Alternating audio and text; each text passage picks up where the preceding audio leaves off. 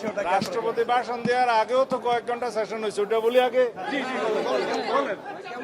আজকে হচ্ছে সেই দিন, যে দিনের জন্য, যে মুহূর্তের জন্য সারা জাতি 17-18 বছর অপেক্ষা করেছে। দীর্ঘ ফ্যাসিবাদ বিরোধী আন্দোলন করেছে, সংগ্রাম করেছে, রক্ত দিয়েছে, শহীদ হয়েছে, গণতন্ত্র অর্জিত হয়েছে, সেই গণতন্ত্রের উত্তরণের পথ পরিষ্কার হয়েছে। আজকে নতুনভাবে আমরা সেই নতুন গণতান্ত্রিক যাত্রা শুরু করেছি।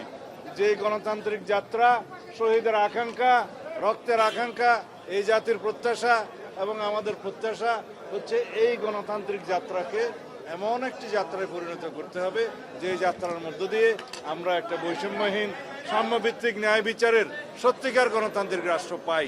এবং এখানে জাতীয় সংসদে যাতে জাতির সমস্ত ইস্যুগুলো আমরা আলোচনা করি এবং আলোচনার কেন্দ্রবিন্দুতে পরিণত করি। এর মধ্য দিয়ে আমরা এমন একটি গণতান্ত্রিক সংস্কৃতির চর্চা অব্যাহত রাখবো যে গণতান্ত্রিক সংস্কৃতির চর্চার মধ্য দিয়ে বাংলাদেশের সত্যিকার অর্থে আমরা একটি গণতান্ত্রিক শক্তিশালী বাংলাদেশ বিনির্মাণ করতে পারবো। এখানে রাষ্ট্র কাঠামোর গণতান্ত্রিক সংস্কার হবে, সংবিধানের গণতান্ত্রিক সংস্কার হবে, জনপ্রত্যাশা অনুযায়ী ইনশাআল্লাহ আমরা সেই রকম একটি বাংলাদেশ বিনির্মাণ করতে পারবো, যেই বাংলাদেশের স্বপ্ন আমাদের শহীদরা দেখেছিলেন, যে আকাঙ্ক্ষা শহীদের ছিল, যে জনপ্রত্যাশা আমাদের বাংলাদেশের মানুষের আছে। ধন্যবাদ।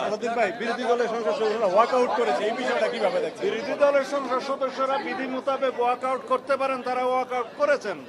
এটা ব্যতিক্রম কোনো কিছু ঘটনা নয়। তারা আবার আসবেন, আগামী দিনে যে সংসদ বসবে সেদিন আবার আসবেন। আবার কবে বসছে? না, এটা কোনো নজিরবিহীন নয়। বিরোধী দলের সংসদ সদস্যদের তাদের অধিকার আছে, কোনো বিষয়ে যদি তারা সিদ্ধান্ত নেন যে ওয়াকআউট করবেন, তারা করতে পারেন, করেছেন। আবার সংসদ বসছে কবে ভাই? আগামী রোববারে সকাল 11টায় আবার সংসদ বসবে। প্রথম দিনেই ওয়াকআউটের মতো ঘটনাটা, এই যে সংসদীয় নতুন সংস্কৃতি তৈরির একটা কথা বলা হচ্ছে, এই সংসদের মধ্য দিয়ে যে কার্যকর সংসদ হবে, আগের মতো না। তো সেটা আজকে যে প্রথম দিনে ওয়াকআউটের ঘটনা ঘটলো, সেটার কোনো ব্যাঘাত তৈরি করবে না, এটা it is all about Democratic practice. এটা গণতান্ত্রিক সভ্যতার মধ্যে আছে, পার্লামেন্টারি সংস্কৃতির মধ্যে আছে।